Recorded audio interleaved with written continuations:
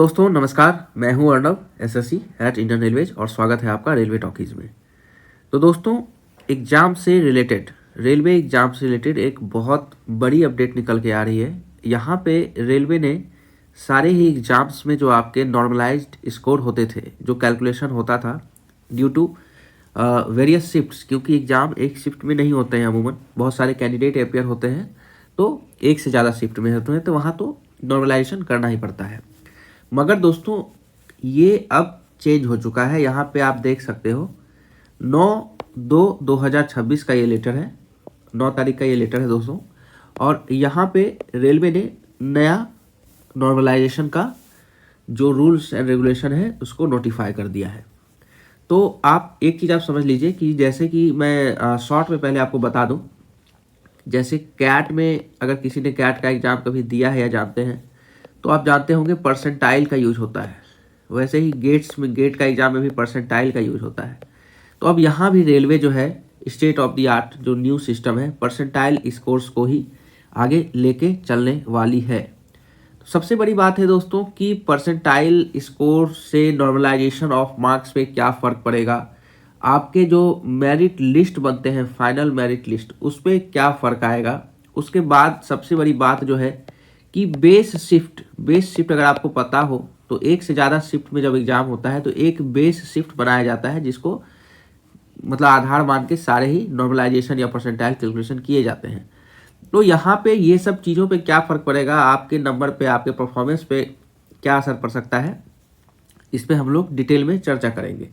सबसे पहले आप परसेंटाइल समझ लीजिए क्या होता है। परसेंटाइल और परसेंटेज दोनों अलग है, इसमें कन्फ्यूज मत होइएगा। मैं आपको एग्जाम्पल से समझाता हूँ। मान लीजिए किसी एक शिफ्ट में 10 बच्चे एग्ज़ाम दे रहे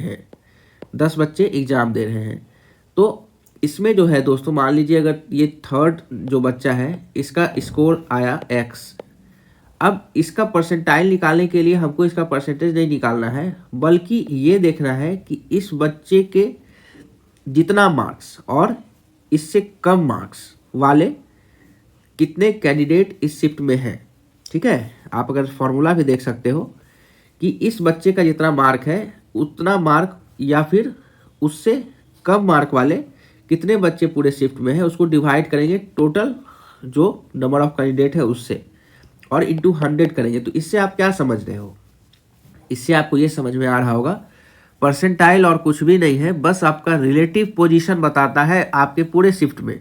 मतलब कि आप जो नंबर लाए वो छोड़ दीजिए। जैसे मान लीजिए कोई 100 मार्क का एग्जाम है और उसमें हर एक बच्चा ही कोई 50 पार नहीं कर पा रहा है, ठीक है, उसमें से आप मान लीजिए 40 ले आते हो, तो आप कहीं ना कहीं टॉप में आ जाते हो वहाँ पे। ठीक है, भले ही आप 40 मार्क्स ला रहे हो फिर भी आप टॉप में आ रहे हो। आपका परसेंटाइल जब निकाला जाएगा तो वो 90 के आसपास आ जाएगा।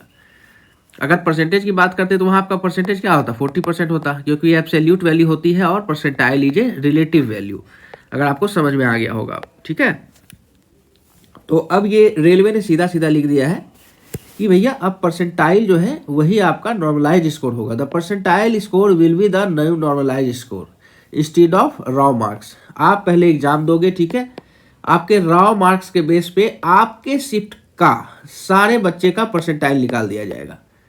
ठीक है, आपका परसेंटाइल मार्क्स को क्या कहा जाएगा, आरआरबी स्कोर्स। अगर ग्रुप डी का एग्जाम दे रहे हो लेवल 1 का तो उसको आरआरसी स्कोर्स कहा जाएगा। यह 5 डेसिमल प्लेसेस तक कैलकुलेट किया जाएगा। अगर एक से दो ज़्यादा बच्चों का सेम परसेंटाइल स्कोर आता है तो टाई ब्रेकर क्राइटेरिया क्या रहेगा, पहले एज, हायर एज वाले ऊपर लोअर वाले नीचे आएंगे, A to Z फिर सजाया जाएगा नाम को, अगर ये भी टाई हो जाता है तो। अगला देखते हैं नियम क्या इन्होंने चेंज किया। यहाँ पे एक चीज़ मगर आपको ध्यान रखना पड़ेगा कि परसेंटाइल स्कोर उन्हीं का कैलकुलेट होगा जो अपने अपने कैटेगरी में कट ऑफ पार कर चुके होंगे। यूआर के लिए जो 40% होता है आपको पता है, ईडब्ल्यूएस के लिए भी 40 है, ओबीसी के लिए 30, एससी एसटी के लिए 30-35। ठीक है, तो जो इससे ज़्यादा नंबर लाएंगे उन्हीं का परसेंटाइल भी कैलकुलेट होगा, नहीं तो परसेंटाइल कैलकुलेट ही नहीं होगा। ठीक है, अगला है कि आप देखो परसेंटाइल तो निकल गया। अब बेस शिफ्ट में क्या है कि बेस शिफ्ट कौन सा होगा, बेस शिफ्ट वही होगा। मान लीजिए कोई एक एग्जाम है, जैसे जेई का है एग्जाम लेते हैं, 5 शिफ्ट में हुआ, 1 2 3 4 5। इन पांचों शिफ्ट का मीन एवरेज मार्क निकाला जाएगा। मीन आपको पता है निकालने के लिए, ठीक है। पांचों में से जिसका मीन एवरेज मार्क सारे कैंडिडेट का हाईएस्ट होगा, ठीक है, और जिसमें मान लीजिए हाईएस्ट होगा वो बेस्ट शिफ्ट बन जाएगा। मगर अब मान लो कि दोनों का सेम आ गया तो क्या होगा, तब देखा जाएगा कि इन दोनों शिफ्ट में highest percentage of present candidate कितने हैं, मतलब किस शिफ्ट में दोनों में से सबसे ज्यादा प्रेजेंट थे कैंडिडेट, फिर उसको बेस्ट शिफ्ट माना जाएगा। मान लो यहाँ भी दो शिफ्ट टाई कर जाता है, तब क्या होगा, तब टाई ब्रेक करने के लिए आपको वहां पे अलग अलग क्राइटेरिया है कि हाईएस्ट प्रेजेंट काउंट, अच्छा नहीं, बस दो ही टाई है, इससे ज़्यादा टाई नहीं होगा। आपको अगर मान लीजिए हाईएस्ट प्रेजेंट काउंट, हाईएस्ट आपका मार्क्स मीन दोनों का सेम होता है तो हाईएस्ट प्रेजेंट जो मैंने बताया वही टाई ब्रेकर है। हाईएस्ट प्रेजेंट जो होगा वो बेस्ट शिफ्ट माना जाएगा पांचों शिफ्ट में से, ठीक है। अगला देखिए कि मान लीजिए अब आपका क्या है, आपका परसेंटाइल निकल गया। रॉ मार्क्स से अब आपका कोई काम नहीं है। परसेंटाइल एक बार जब आपका निकल गया तो आपका उसके बाद परसेंटाइल का ही यूज होगा नॉर्मलाइजेशन ऑफ मार्क्स के लिए। इससे क्या होगा दोस्तों, ये क्यों किया गया है ये आप समझ लीजिए कि पहले क्या होता था कि आप नॉर्मलाइजेशन जब रॉ मार्क्स से किया जाता तो बहुत बार एब्रप्ट चेंज देखने को मिल रहा था कि मान लो कोई बच्चे का 70 नंबर है और नॉर्मलाइजेशन के बाद 99 आ रहा है, किसी का 99 है नॉर्मलाइजेशन के बाद 70 हो जा रहा है। शिफ्ट अगर हार्ड है या हल्का है इस हिसाब से चेंज होता था, तो ये एब्रप्ट चेंज देखने को मिलते थे जिसको लेके बहुत सारे क्वेश्चंस भी उठे थे। तो इसी को सॉर्ट आउट करने के लिए ये चीज किया गया है। परसेंटाइल में ऐसा होगा ही नहीं, इसलिए नहीं होगा क्योंकि आपके शिफ्ट के हिसाब से आपका रिलेटिव पोजीशन पहले ही निकल जा रहा है, जो कि आपका परसेंटाइल स्कोर है, जिसको आरआरबी स्कोर कहा जाएगा। तो अब आपका नॉर्मलाइजेशन स्कोर जो है, नॉर्मलाइज मार्क्स जो निकाला जाएगा वो परसेंटाइल स्कोर से निकाला जाएगा, आरआरबी स्कोर से, ना कि आपके रॉ मार्क्स से। रॉ मार्क्स का यूज अब हो गया खत्म, ठीक है। अब भी यहां पे भी दो टाइप का चीज हो गया। एक चीज देख लो, किसी एक शिफ्ट में आप एग्जाम दे रहे हो मगर आपका कंपैरिजन तो ओवरऑल सारे ही कैंडिडेट से है, ठीक है। तो पूरे शिफ्ट में से जो बेस शिफ्ट होगा तो यहां पे देख लीजिए दो टाइप का फॉर्मूला लगेगा। एक ऐसे कैंडिडेट होंगे जिनका परसेंटाइल स्कोर ग्रेटर देन और equal to the minimum percentile of base shift.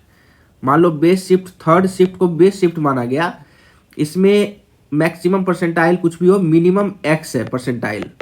अब जिस बच्चे का एक्स परसेंटाइल से कम है उस पर ये फॉर्मूला अप्लाई होगा, और जिस बच्चे का एक्स परसेंटाइल से ज़्यादा है उस पर ये फॉर्मूला अप्लाई होगा। फॉर्मूला बहुत नॉर्मल सा है, आराम से आप समझ सकते हो। x2 क्या है कि percentile score in the base shift immediate higher, मतलब कोई एक बच्चा है जिसका परसेंटाइल है मान लो a, ठीक है, और ये बेस शिफ्ट का परसेंटाइल a से जो a+1 है एकदम नज़दीकी परसेंटाइल, वो हो जाएगा x2।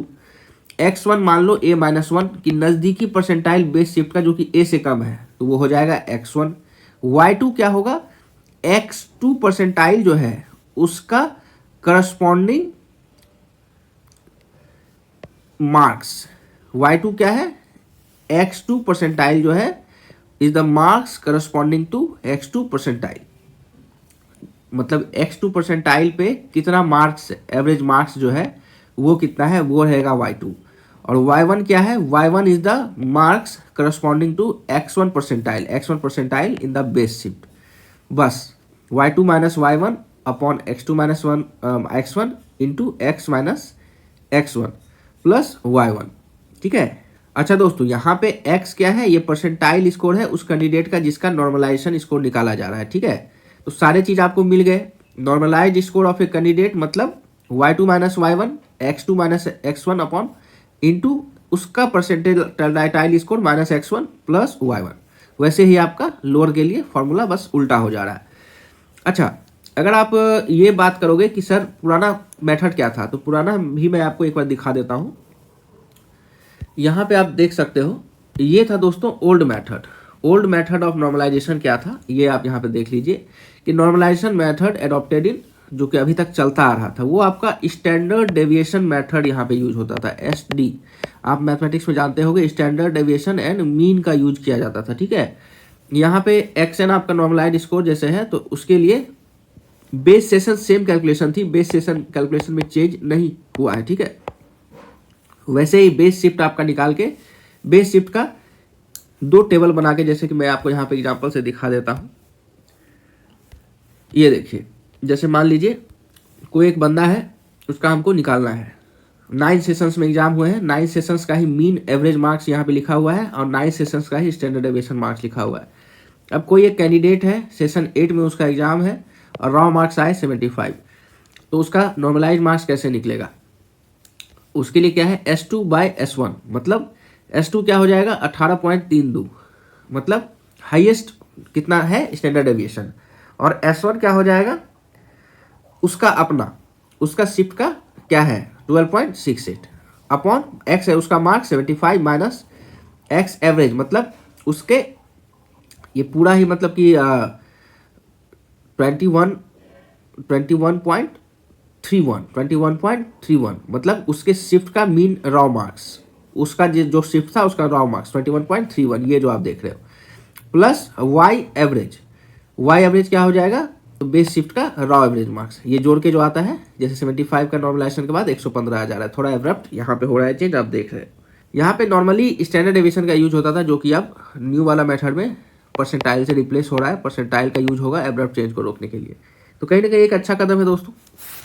चलिए, आशा करते हैं कि ये इन्फॉर्मेशन आपको अच्छी लगी होगी। ऐसे ही सारी इन्फॉर्मेशन के लिए ट्यून्ड अप रहिए चैनल के साथ। मिलते हैं फिर से नेक्स्ट वीडियो में आपके साथ।